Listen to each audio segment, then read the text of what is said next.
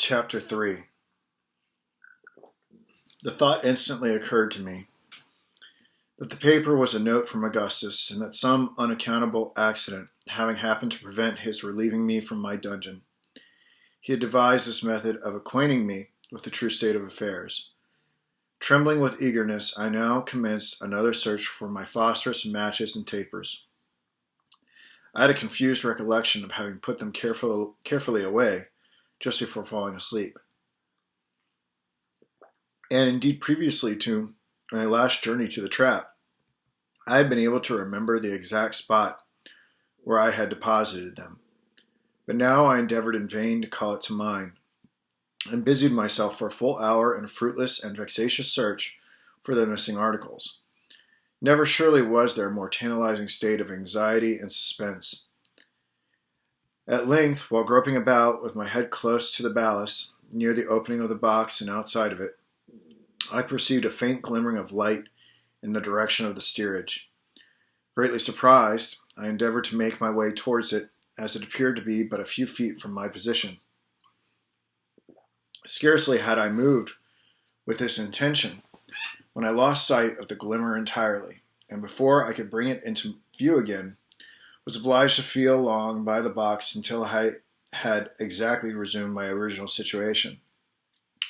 Now, moving my head with caution to and fro, I found that by proceeding slowly with great care in an opposite direction to that in which I had at first started, I was enabled to draw near the light, still keeping it in view. Presently I came directly upon it, having squeezed my way through innumerable narrow windings, and found that it proceeded from some fragments of my matches lying in an empty barrel turned upon its side. I was wondering how they came in such a place, when my hand fell upon 2 or 3 pieces of taper wax, which had been evidently mumbled by the dog. I concluded at once that he had devoured the whole of my supply of candles, and I felt hopeless of being ever able to read the note of Augustus. Small remnants of the wax were so mashed up among other rubbish in the barrel that I despaired of deriving any service from them, and left them as they were. The phosphorus, of which there was only a speck or two, I gathered up as well as I could, and returned with it after much difficulty to my box, where Tiger had all the while remained. What to do next I could not tell. The hold was so intensely dark I could not see my hand, however close I would hold it to my face. The white slip of paper could barely be discerned, and not even that when I looked at it directly. By turning the exterior portions of the retina toward it, that is to say, by surveying it slightly askance, I found that it became in some measure perceptible. Thus the gloom of my prison may be imagined, and the note of my friend, if indeed it were a note from him, seemed only like to throw me into further trouble, by disquieting to no purpose my already enfeebled and agitated mind. In vain I revolved in my brain a multitude of absurd expedients for procuring light, such expedients precisely as a man in the perturbed sleep occasioned by opium would be apt to fall upon for a similar purpose, each and all of which appeared by turns to the dreamer the most reasonable and the most preposterous of conceptions. Just as the reasoning or imaginative faculties flicker alternately one above the other, at last an idea occurred to me which seemed rational, and which gave me cause to wonder, very justly, that I had not entertained it before. I placed a slip of paper on the back of a book, and collecting the fragments of the phosphorus and matches which I had brought from the barrel, laid them together upon the paper. I then, with the palm of my hand, rubbed the whole over quickly, yet steadily. A clear light diffused itself immediately throughout the whole surface, and had there been any writing upon it, I should not have experienced the least difficulty. I am sure in reading it, not a syllable was there, however, nothing but a dreary and unsatisfactory blank. The illumination died away in a few seconds, and my heart died away within me as it went. I have before stated more than once that my intellect for some period prior to this had been in a condition nearly bordering on idiocy. There were, to be sure, momentary intervals of perfect sanity, and now and then even of energy, but these were few, It must be remembered that I had been for many days certainly inhaling the almost pestilential atmosphere of a close hold in a whaling vessel, and a long portion of that time but scantily supplied with water. For the last 14 or 15 hours I had none, nor had I slept during that time. Salt provisions of the most exciting kind had been my chief, and indeed since the loss of the mutton, my only supply of food. With the exception of the sea biscuit, and these latter were utterly useless to me, as they were too dry and hard to be swallowed in the swollen and parched condition of my throat, I was now in a high state of fever, and in every respect exceedingly ill. This will account for the fact that many miserable hours of despondency elapsed after my last adventure with the phosphorus. Before the thought suggested itself that I had examined only one side of the paper, I shall not attempt to describe my feelings of rage, for I believe I was more angry than anything else when the egregious oversight I had committed flashed suddenly upon my perception. The blunder itself would have been unimportant had not my own folly and impetuosity rendered it otherwise. In my disappointment at not finding some words upon the slip, I had childishly torn it in pieces and thrown it away. It was impossible to say where. From the worst part of this dilemma, I was relieved by the sagacity of Tiger. Having got, after a long search, a small piece of the note, I put it to the dog's nose and endeavored to make him understand that he must bring me the rest of it. To my astonishment, for I taught him none of the usual tricks for which his breed are famous, he seemed to enter at once into my meaning, and rummaging about for a few moments, soon found another considerable portion. Bringing me this, he paused a while, and rubbing his nose against my hand, appeared to be waiting for my approval of what he had done. I patted him on the head when he immediately made off again. It was now some minutes before he came back, but when he did come, he brought with him a large slip, which proved to be all the paper missing, it having been torn, it seems, only into 3 pieces. Luckily, I had no trouble in finding what few fragments of the phosphorus were left, being guided by the indistinct glow 1 or 2 of the particles still emitted. My difficulties had taught me the necessity of caution, and I now took time to reflect upon what I was about to do. It was very probable. I considered that some words were written upon that side of the paper which had not been examined. But which side was that? Fitting the pieces together gave me no clue in this respect, although it assured me that the words, if there were any, would be found all on one side and connected in a proper manner as written. There was the greater necessity of ascertaining the point in question beyond a doubt, as the phosphorus remaining would be altogether insufficient for a third attempt. Should I fail in the one I was now about to make, I placed the paper on a book, as before, and sat for some minutes thoughtfully revolving the matter over in my mind. At last I thought it barely possible that the written side might have some unevenness on its surface, which a delicate sense of feeling might enable me to detect. I determined to make the experiment and passed my finger very carefully over the side which first presented itself. Nothing, however, was perceptible, and I turned the paper, adjusting it on the book. I now again carried my forefinger cautiously along when I was aware of an exceedingly slight but still discernible glow, which flowed as it proceeded. This I knew must arise from some very minute remaining particles of the phosphorus with which I had covered the paper in my previous attempt.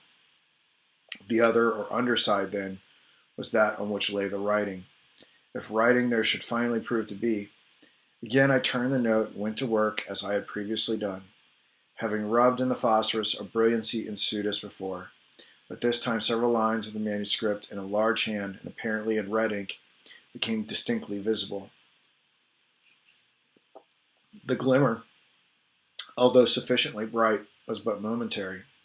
Still had I not been too greatly excited, there would have been ample time enough for me to peruse the whole 3 sentences before me.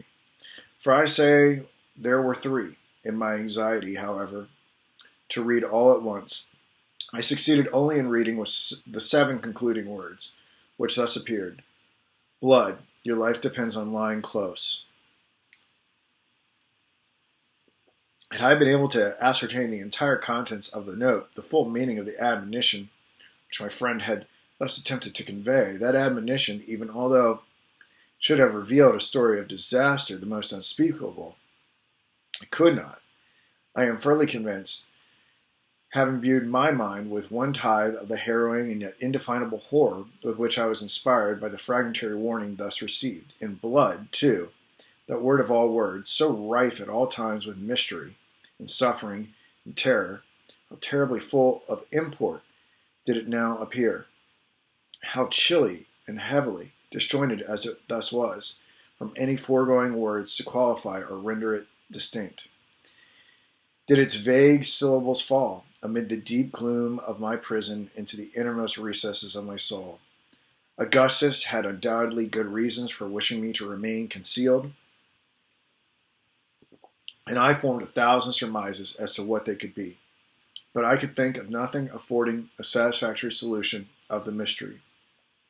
Just after returning from my last journey to the trap, and before my attention had been otherwise directed by the singular conduct of Tiger, I had come to the resolution of making myself heard, at all events by those on board, or if I could not succeed in this directly, of trying to cut my way through the orlop deck.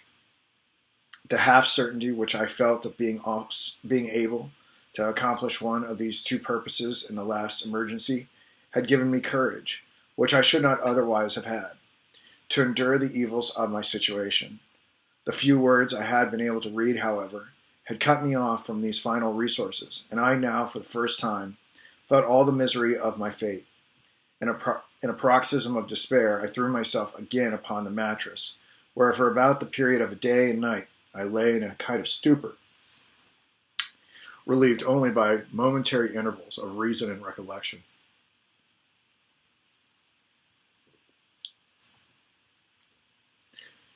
At length I once more arose and busied myself in reflection upon the horrors which encompassed me. For another 24 hours it was barely possible that I might exist without water. For a longer time I could not do so. During the first portion of my imprisonment I had made free use of the cordials with which Augustus had supplied me, but they only served to excite fever.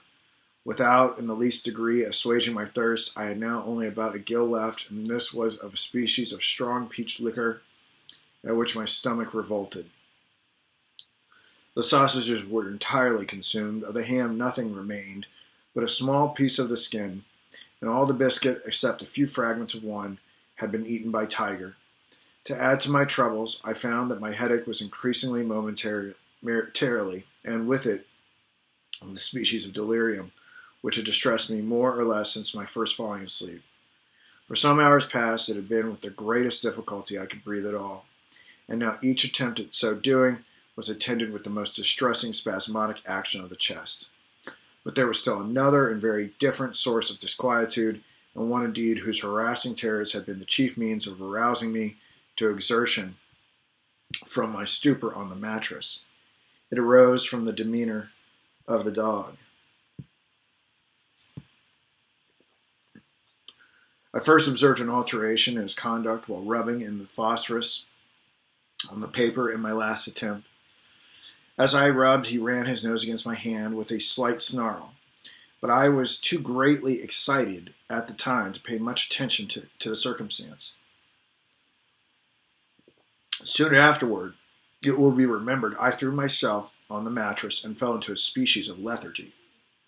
Presently, I became aware of a singularly hissing sound close at my ears, and discovered it to proceed from Tiger, who was panting and wheezing in a state of the greatest apparent excitement, his eyeballs flashing fiercely through the gloom. I spoke to him when he replied with a low growl, and then remained quiet. Presently I relapsed into my stupor, from which I was again awakened in a similar manner. This was repeated 3 or 4 times, until finally his behavior inspired me with so great a degree of fear that I became fully aroused. He was now lying close to the door of the box, snarling fearfully, although in a kind of undertone, and grinding his teeth as if strongly convulsed. I had no doubt whatever The want of water or the confined atmosphere of the hold had driven him mad, and I was at loss what course to pursue. I could not endure the thought of killing him, yet it seemed absolutely necessary for my own safety. I could distinctly perceive his eyes fastened upon me with an expression of the most deadly animosity, and I expected every instant that he would attack me. At last I could endure my terrible situation no longer and determined to make my way from the box out at all hazards and dispatch him. If his opposition should render it necessary for me to do so, to get out, I had to pass directly over his body, and he already seemed to anticipate my design.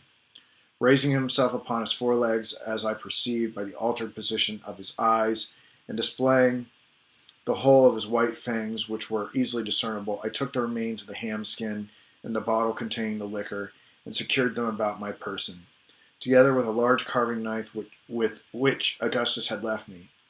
Then, folding my cloak as closely around me as possible, I made a movement towards the mouth of the box. No sooner did I do this than the dog sprang with a loud growl towards my throat.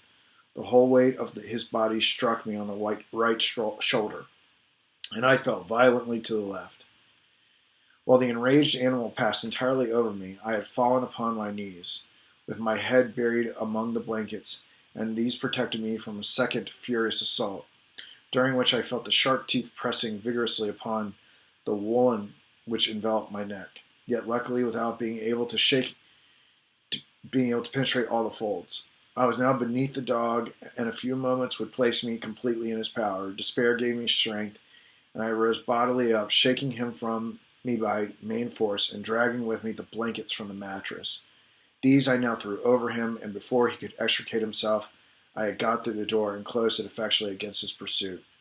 In this struggle, however, I had been forced to drop the morsel of ham skin, and I now found my whole stock of provisions reduced to a single gill of liquor. As this reflection crossed my mind, I felt myself actuated by one of those fits of perverseness which might be supposed to influence a spoiled child in similar circumstances. And raising the bottle to my lips, I drained it to the last drop and dashed it furiously upon the floor. Scarcely had the echo of the crash died away when I heard my name pronounced in an eager but subdued voice, issuing from the direction of the steerage. So unexpected was anything of the kind, and so intense was the emotion excited within me by the sound, that I endeavored in vain to reply. My powers of speech totally failed, and in an agony of terror lest my friend should conclude me dead and return without attempting to reach me, I stood up between the crates near the door of the box, trembling convulsively and gasping and struggling for utterance. Had 1,000 worlds depended upon a syllable, I could not have spoken it. There was a slight movement now audible among the lumber somewhere forward of my station.